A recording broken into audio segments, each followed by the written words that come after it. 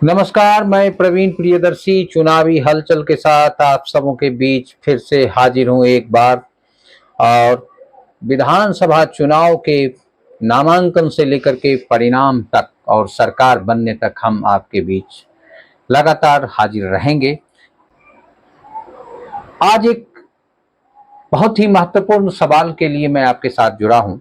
इस सवाल के अलावे अब मैं मटिहानी, जो बेगूसराय जिला के लिए हॉट केक है, मटिहानी विधानसभा, उसकी बात में करना चाहूंगा।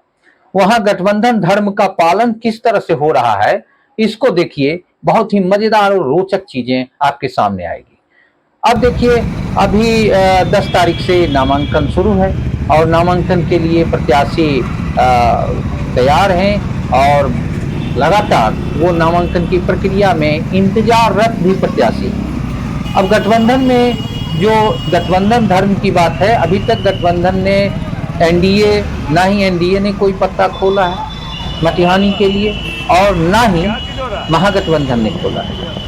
आज की ताजा खबर में बताऊं कि महागठबंधन को आप किस तरह से देखना चाहते हैं। देखिए, उसकी क्या परिभाषा है। परिभाषा ये है, आम समझ ये बनी है कि वाम दल, कांग्रेस, राजद और वीआईपी पार्टी मिला करके और संयुक्त रूप से ये चुनाव मैदान में है। अब मटिहानी का खेल देखिए। मटिहानी में जो महागठबंधन का वो जो चल रहा है खेल, उसमें अभी जितने भी महागठबंधन के दल हैं वो सब के सब अपने प्रत्याशी को उतारने के लिए उतारू और सब के सब दावा कर रहे हैं कि मटिहानी सीट हम लोगों की विरासत की सीट है, इसे हम नहीं छोड़ेंगे। अब आइए, राजद से जो हाल ही में पार्टी ज्वाइन किए हैं नरेंद्र कुमार सिंह उर्फ बोगो सिंह, उन्होंने इसके लिए कई प्रयास किया और बहुत बड़ा कार्यकर्ता सम्मेलन किया और जनता को यह संदेश दिया कि राजद के टिकट से हम मटिहानी से चुनाव लड़ेंगे। चलिए, महागठबंधन में एक दल के द्वारा घोषणा हो गई। एक बड़े नेता ने अपना नामांकन की घोषणा भी कर दी। 16 तारीख को उनका नामांकन भी है।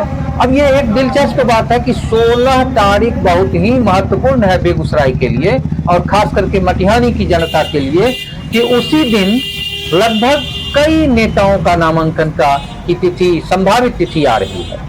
तो अब राजद से नरेंद्र कुमार सिंह उर्फ बोगो सिंह ने अपना दावा किया।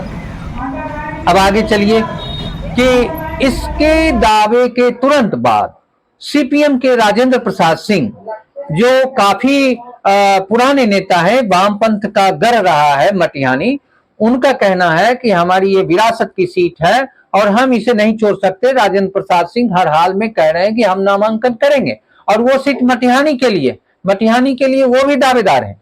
अब तीसरा नाम जो कांग्रेस के नेता हैं अभय कुमार सिंह सार्जन, उन्होंने भी घोषणा कर दिया है कि 16 तारीख को हम नामांकन करेंगे कांग्रेस के टिकट।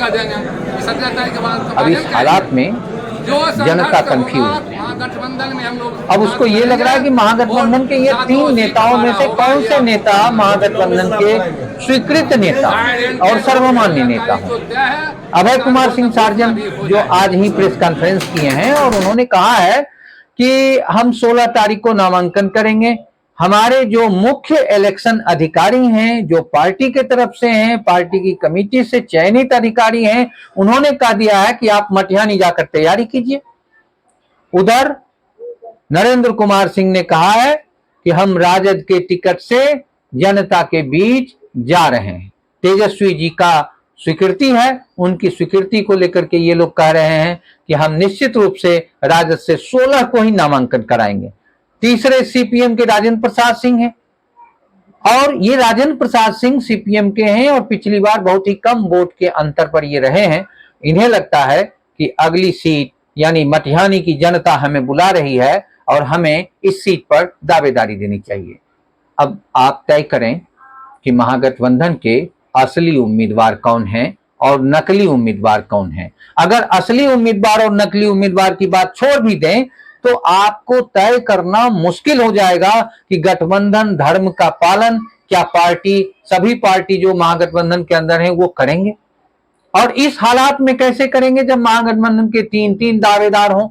और दूसरी तरफ एनडीए के उम्मीदवारों की भी संख्या है।